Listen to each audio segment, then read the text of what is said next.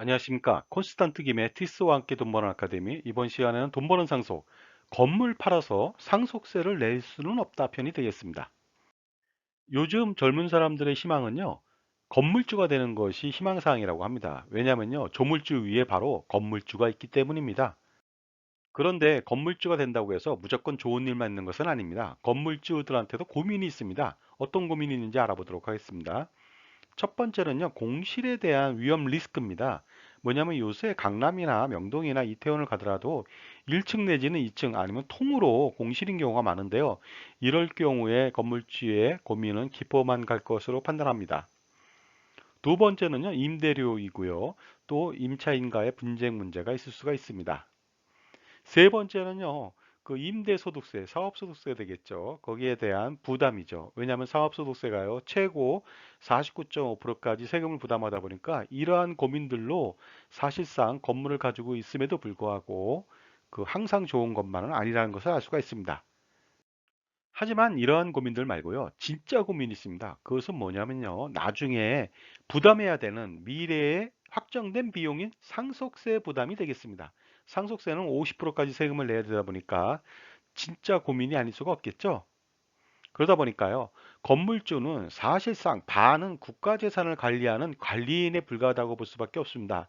왜냐하면 건물 전체에 대해서 50%는 세금으로 내야 되기 때문에 그렇습니다. 요즘 건물주들은 젊은 사람들도 꽤 있습니다만 대부분의 건물주들은요, 70대 아니면 80대나 90대입니다. 그렇기 때문에 상속세를 절세하기에는 시간이 절대적으로 부족하다는 점하고요. 건물주는 가업승계를 위한 가업상속공제를 할 수가 없습니다. 따라서 일반 중소기업 같은 경우에 500억까지 가업상속공제를 통해서 상속세를 줄일 수가 있는데 건물주는 전혀 줄일 수가 없다는 것이 되겠습니다. 특히 건물주의 공시지가가 급등하고 있는 추세이기 때문에 상속세 부담은 눈덩이처럼 불어날 수밖에 없는데요. 그리고 더 중요한 것은요. 설상가상으로 꼬마 빌딩에 대해서는 2020년도부터는요. 시세를 반영한 감정평가로 하기 때문에 상속세 부담은 정말로 피할 수가 없을 것 같습니다. 건물주는 정말로 상속세를 많이 부담해야 됩니다. 200억짜리 건물을 가지고 있다. 거의 50%, 100억 가까이 상속세를 부담해야 됩니다. 500억짜리라면 250억, 1000억짜리라면 500억 가까이 상속세 부담을 해야 되는데요. 일반적으로 50%죠. 그런데 그 강남 대로나 이런 데 있는 건물이다. 그러면요. 5천억, 1조 원을 육박할 수가 있습니다. 그렇다면 2,500억, 5천억의 상속세를 어떻게 준비합니까? 준비는 불가능하다고 볼 수가 있습니다. 따라서 이러한 미래 확정된 비용인 상속세를 전혀 부담할 수가 없습니다. 왜냐하면요, 상속세 납부 재원이 별로 없기 때문입니다. 왜냐하면 건물주들은 대부분 재산이라고는요, 주택하고 건물, 그 다음에 약간의 금융재산뿐이다 보니까 금융재산이 너무나 절대적으로 부족합니다. 그렇기 때문에 상속세를 낼 수 있는 재원이 거의 없다는 뜻이 되겠습니다. 따라서 건물주는요, 미래에 확정된 비용인 상속세를 현금으로 납부할 수 없고요. 그 다음에 2개월에 걸쳐서 2회에 나누어서 분납할 수도 없고요. 그 다음에 5년에 걸쳐서 6회에 나누어서 내는 연부연납도 낼 수가 없습니다. 오직 낼 수 있는 방법은요, 물납밖에 없습니다. 물납이 무엇입니까? 가지고 있는 재산인 부동산, 빌딩, 그 건물을 바로 세금으로 납부하는 것이 되겠습니다. 이것은 근데 가장 최악의 선택이 되겠습니다. 물납을 하게 되면 여러 가지 문제점이 발생합니다. 첫 번째는 알짜배기 부동산을 세금으로 낸다는 것 자체가 가장 큰 문제점이 될 수 있고요. 두 번째는 물납을 하게 되면요. 정부와 불편한 동거를 시작해야 됩니다. 정부는 바로 기획재정부가 되겠습니다. 그리고 나중에 기획재정부가 정부의 지분을 팔 수가 있거든요. 공매를 하게 된다. 그러면 낯선 사람들과 동거가 시작되는데요. 이것이 가장 큰 리스크가 아닐 수가 없습니다. 그런데 불편한 동거라는 것이 무엇일까요? 요즘은요, 진상인 임차자 한 명도 다루기 힘듭니다. 엄청나게 힘들 거예요. 그런데 그 임차자도 아니고요, 공동 지분자입니다. 공동 지분자의 엄청난 불화가 예상될 수가 있겠죠. 대출을 받는다든가 매도를 한다든가 기타 여러 가지 사사건건 의견의 불일치를 볼 수가 있다는 점이 가장 큰 리스크가 아닐 수가 없고 그것이 가장 큰 불편함이 되겠죠. 따라서 지금이라도 상속세를 줄이기 위한 노력이 필요합니다.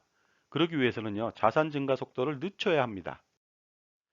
자산 증가율을 연 4%로 한번 판단해 보겠습니다. 그렇다면요, 200억짜리 건물은요, 5년 뒤에 243억이 됩니다.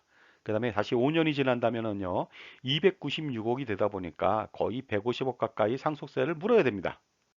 그런데 건물이 조금 크다면 어떻게 될까요? 1000억짜리 건물입니다. 5년이 지난다면은요, 1217억 원으로 불어납니다.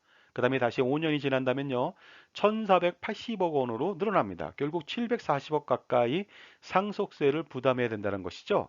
이것이 가장 큰 리스크입니다. 그렇기 때문에 자산이 증가하기 전에 미리 손을 써야 되겠죠. 자산 증가 속도를 늦추는 방법은 무엇일까요? 그 유일한 방법은 바로 다양한 증여 전략을 통해서 자산을 이전하는 것이 되겠습니다. 그리고요, 증여 특례를 활용해서 효과적으로 자산을 이전하는데요, 창업자금 증여 특례 같은 것을 활용할 수도 있습니다. 그러므로 건물주에게 이런 말이 필요할 것 같습니다. 지금 움직이지 않으면, 지금 상속세 절세를 위해서 사전 증여 전략을 수립하지 않는다면요, 절대로 자산 증가를 멈추게 할 수가 없다. 결국 이렇게 된다면요, 미래에 확정된 비용인 상속세를 그냥 두들겨 맞아야 된다는 뜻이 되겠습니다. 그런데 상속세 절세 전략을 통해서 도대체 얼마의 상속세를 줄일 수 있을까요? 여기에 대해서 의구시 여기는 사람들이 많은데요. 실질적으로 제가 봤을 때 200억 가진 건물주는요, 정말로 수십억 원 가까이 줄일 수도 있습니다. 건물주에게 상속세 절세 전략은요, 두 가지로 요약될 수가 있습니다. 첫 번째는요, 사전 증여 전략이고요. 두 번째는 상속세 재원 마련 전략이 되겠습니다. 이 두 가지를 병행해야 효과적인 상속세 절세 전략이 되는데요. 지금 현재 어떻습니까? 건물주가 나이가 많습니다. 따라서 고령으로 상속세 재원 마련 플랜은 불가능합니다. 그렇기 때문에 보다 더 효과적인 사전 증여 전략이 필요하다고 볼 수가 있습니다.